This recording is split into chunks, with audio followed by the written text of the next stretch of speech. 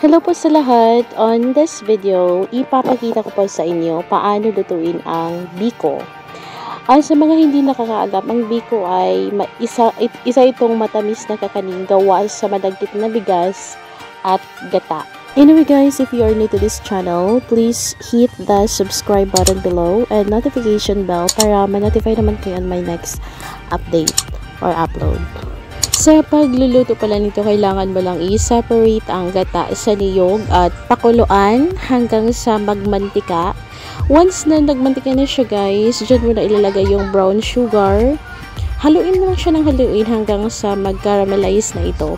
And once na mag-caramelize na yung mantika tsaka yung gata, dyan mo na rin ilalagay yung malagkit na kanin na niluto mo na. So, given na yan siya. Once nalagay mo na yung kanin, kailangan mo lang talaga siyang haluing mabuti. Make sure na yung sugar, yung caramel na mix siya sa kanin para may magandang resulta.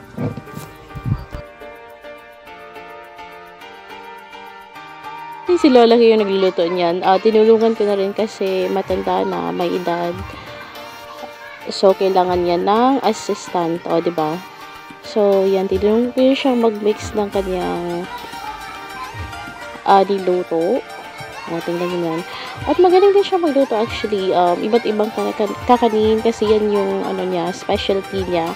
Doon sa kanila, yung ginagawa niya is nagluluto ng iba't ibang kakanin tsaka binebenta.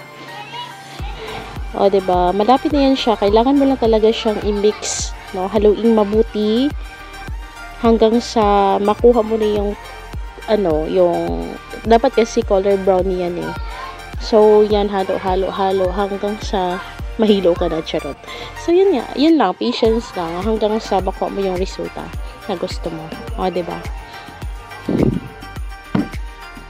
So, kung meron kayong mga suggestion, guys, just leave a comment below para ma-check ko rin.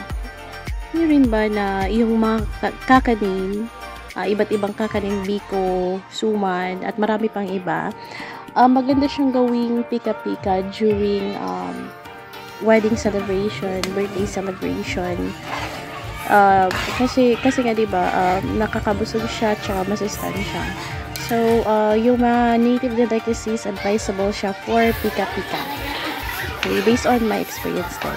After mahalo niyan, so yan na yung product. After niya mahalo, isali na lang din sa lalagyan. Okay, so para madala na natin doon sa kabila. Diba? Anyway guys, thank you so much for watching this video and please hit the subscribe button and don't forget to click the notification bell. Thank you so much guys and be safe. God bless you all.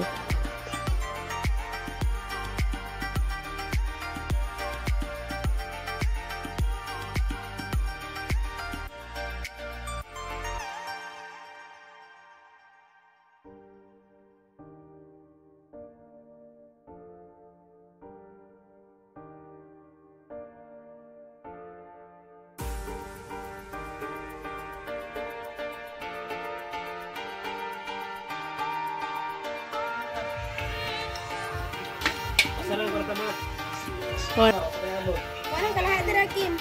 Kaya may ayaw ko dito. Dugyot kay ka.